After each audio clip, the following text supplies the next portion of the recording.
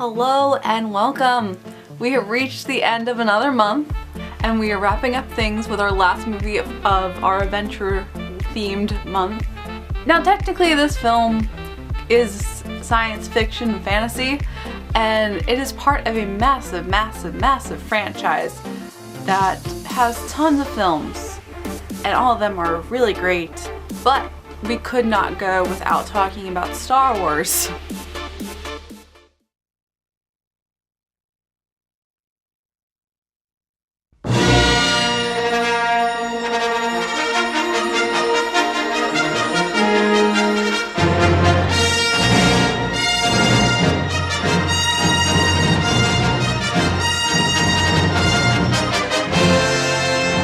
Today we're going to be covering A New Hope. Similar to how we talked about Avatar yesterday, where Avatar is trying to be a franchise, Star Wars is already a massive billion-dollar franchise and it is a lot stronger than Avatar. But I'm not going to compare. I am just literally going to talk about Star Wars as a whole. And like I said, there are 8 films in the main plot plus all the spin-offs. But I'm just a casual fan, as I have Kylo Ren behind me. I say that. You know what I've come for. Yeah, we're gonna talk about Star Wars. It was created, directed, written by George Lucas, and A New Hope, which is the first Star Wars, the fourth one of the series because they like to get complicated, came out in 1977. And even though it was in the late 70s, because of the technology that it had and the astounding quality and the effects they used, it did gear more towards the 80s, and I think this was definitely set up to have massive success with the 80s and the future beyond that. The 1980s helped so much with Star Wars becoming such a massive powerhouse franchise. You had the toys, you had the arcade games coming out, and with the 90s we had MGM Studios. Well, yeah, no, it was 1989, and at the end of the decade we had MGM Studios come out and they worked alongside Disney to create Star Tours. I'm gonna talk about that more in a minute. First, I want to focus on the film itself. Starred Mark Hamill, Harrison Ford, and the late fantastic Carrie Fisher. It's your classic science fiction adventure story where there's a war going on and we are leading in the resistance, and it's actually a lot bigger than just a simple film. The plot is so much bigger than just one film, and I think that also helps because the story is such a massive storyline and it can take you so many different places. And I did see the old films growing up. They're not old, but I saw the original films growing up through DVD and VHS from renting them out because I wasn't born in the 70s when they first came out in theaters. However, I know during this time in the 90s we had the prequels coming out with episode 1, 2, and 3, and I did see them in theaters, even though I guess I just saw them just to see them. I didn't feel attached to them, but I do remember that I had a birthday party that was a Star Wars themed birthday party, so it's probably the repercussions of how great the original films were that was trickling down to our generations. And even when I went and I saw The Force Awakens, when I saw The Force Awakens in theaters, it was such a proud moment because there was dads and daughters going to see it, and you know that the dads were the children in the 70s growing up seeing this fantastic technological movie, and it just set them for life and it changed all their lives. And it's such a cool thing that this is a multi-generation franchise that everyone can enjoy, and these dads are passing it down to their children, and that you have to give a lot of credit for. It's hard to talk about one film without talking about them all, but especially with knowing all the background history of it. But as I'm watching A New Hope again, because it has been a long time since I've seen it, and I've seen the newer ones a lot more recent, but I really do appreciate it, and the storyline is still spectacular. This was the 70s. We didn't have CGI. Computers were just brand new, and you can see so much technological improvement and new, and everything is brand new, and they really did a wonderful job with what they had because they were very limited back then, and they were able to be really creative, and I really admire that. The 70s and the 80s are some of the best times for filmmaking because you had a little bit of technological advancements, but they also made sure that they used what they could do, and they built everything, or they used stop motion, or they used models for it, and it was for me as a filmmaker, it's just such a wonderful thing to watch, to know that you can use props and hands-on. The first third of the film, as you're entering into these scenes and now you're watching it from the future compared to when it was originally set and how much improvement we've gone through with technology, it looks like a low budget kids film by the way they were filming it. That this was made really low budget, that it was some high school kid doing it in his backyard, and they were able to build the sets with the AV department and the drama department. But then you get sucked into the story, and that's the really cool thing about it, is that you're watching it, you don't know what's gonna happen, but they build everything so well and flawlessly that it works.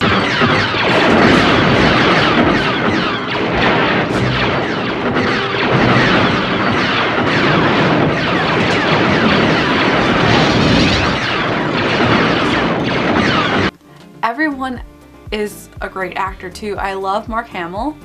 I forgot how cute he is in this. He really is cute. He's like that typical good guy, Luke Skywalker. And Princess Leia is so feisty. Even though she does get stuck, when she is given the opportunity, she's able to fight her way out.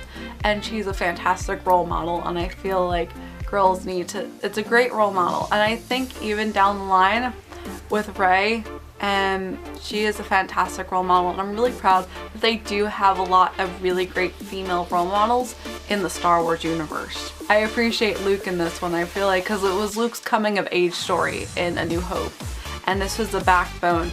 And it's really cool to have watched the films throughout the way and see all the way up to the end of their lives in the latest one, The Last Jedi. I've seen this raw strength only once before. It didn't scare me enough then. It does now. Yeah. It's a really cool universe, and it's so different that they make it work, and I'm like, it's hard to say because it really is such a great film. Because it has such tie-ins with Disney now, when MGM was being built, they put in Star Tours, and they teamed up with Lucasfilm back then and George Lucas to do Star Wars and Star Tours as a thrill ride, because it was really big in the 80s and they wanted to bring more of the action-packed stuff into Disney. But in that sense, it worked because they kind of tested the waters to see how things were going. And Star Tours is such a fantastic ride, and it is perfectly set in Hollywood Studios, MGM Studios, whatever you want to call it. Now, in a kingdom very, very near. Do hurry, the passengers are boarding. Prepare yourselves. Welcome aboard! For the ultimate Disneyland thrill attraction from the imagination of Disney and George Lucas. Because now, the adventure is real. Star Tours at Disneyland. In all the universe, there is no greater thrill. Now open at Disneyland. And it showed the test of time.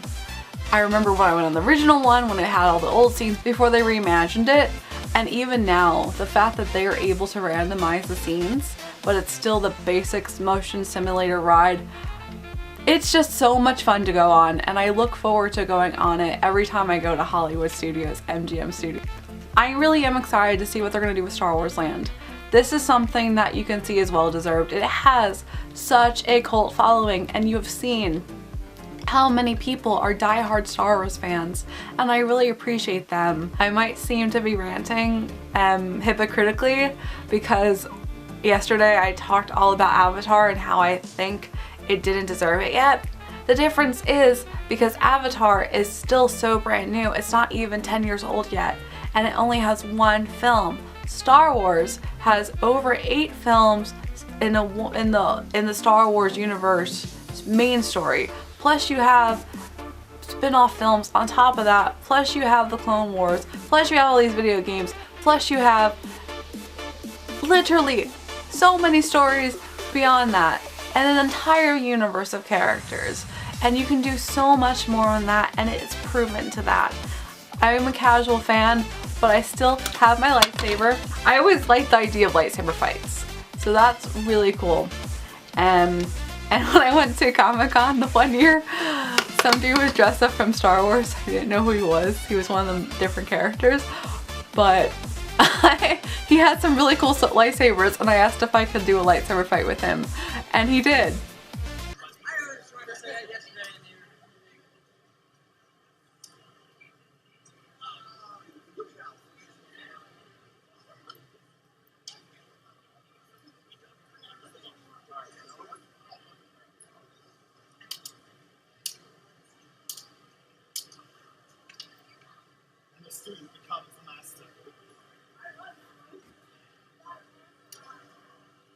That's like a proud moment of mine.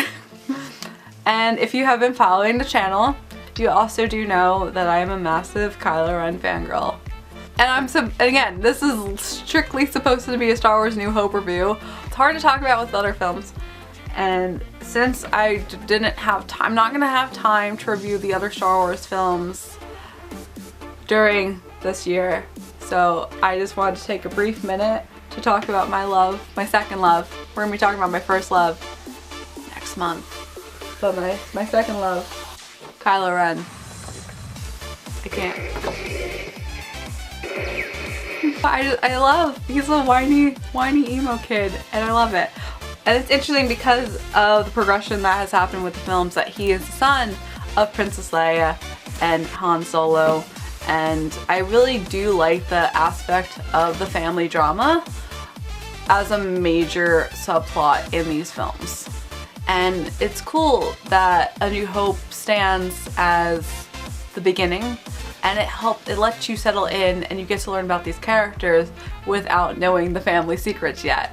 And when you dive in further into the universes, you get to know the secrets. Like I said, the seeds are planted and they grow really well. This is all thought out really nicely, and they do a fantastic job with everything. Now that they have the technology, they can just improve on what they were limited, and they know how to use the CGI the best that they can, and they're able to create worlds excellently.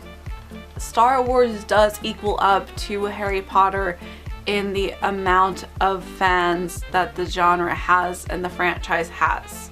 Harry Potter has its own group, but Star Wars also has its own group that's almost as massive, if not more.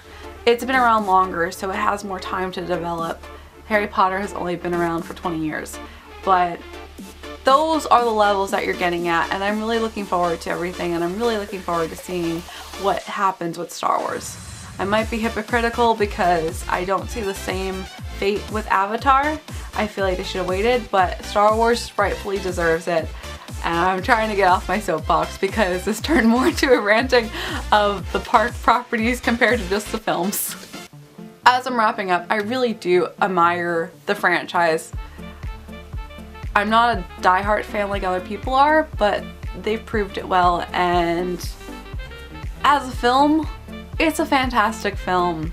It really is. They did a fantastic job with it, and I'm glad it was nominated for Oscars because it was rightfully so. So with that, may the force be with you. We finished another month, and we're gonna continue on. Tomorrow starts April, and April's all about animals, and that's what we're gonna be focusing on. So I hope you'll join me, and as always, I hope you have a magical day, and I will see you real soon.